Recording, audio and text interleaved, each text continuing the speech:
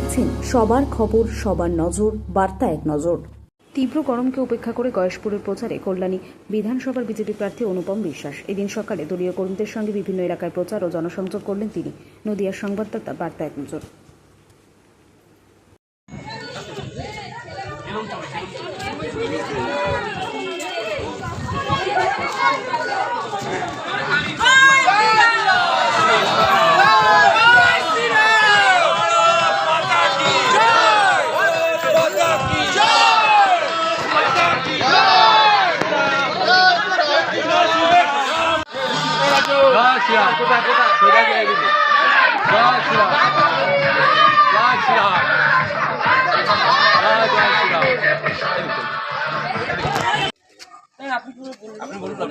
তারপর আমাদের ট্রেনগুলো ঠিকঠাকভাবে পরিষ্কার হয় না, তার কারণে আমরা ভীষণ মশার কামড়ে মানে বিরক্ত হই। ট্রেনগুলো হয়তো বছরে একবার ঝুলনের সময় উৎসব হয়, তখন হয়তো একবার পরিষ্কার হয়, নাহলে আমাদের নিজেদের করতে হয় রাস্তার ট্রেন পরিষ্কার।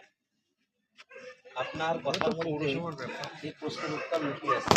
না, আপনি বলছেন যে আপনারা হয়তো কিন্তু পশ্চিমবঙ্গে কেন্দ্রীয় সরকার অনেক প্রজেক্ট আছে যেগুলো এখন বাস্তবায়ন করতে দিচ্ছে না। তাহলে পশ্চিমবঙ্গে যদি না পাল্টাতে পারি, শুধু এই কোনো প্রকল্প না, আমাদের হিন্দুত্ব রক্ষা করা এখানে কঠিন হয়ে যাবে, আমাদের ভাষা কঠিন হয়ে যাবে। নেক্সট জেনারেশন যারা আসবে, ছেলে মেয়ে তাদের কোথায় রেখে যাবে? আপনি একটা বাড়ি করলে বাড়িতে একটা পাসিং দিতে হয়, তাই না? কিন্তু আমাদের যারা আমরা থাকি এখানে, পাসিং বলতে কি বুঝাইছি? সুরক্ষা, নিরাপত্তা, সেটা এখানে আছে। তাই সেই নিরাপত্তার জন্য পশ্চিমবঙ্গের বিজেপি সরকার দরকার। আপনি ভারতবর্ষে অন্য অন্য কোথায় ভোট হয়, কোনো সন্ত্রাস নাই, কোনো গণ্ডগোল, একটা রক্ত ধরে না, মানুষ চাকরি পাচ্ছে। আপনারা ভোটের দুদিন আগে থেকে মানুষ বাড়ির বাইরে বেরোতে পারে, সেটা আমরা জানি। সারা ভারতবর্ষের লোক জানে গয়েশপুরের পরিস্থিতি কি হয়, শুধু পশ্চিমবঙ্গের কথা বললাম না, এখানে এমনকি বাড়িতে এসে থ্রেট দিয়ে যাওয়া হয়, আমরা জানি যে না যাওয়া হয়।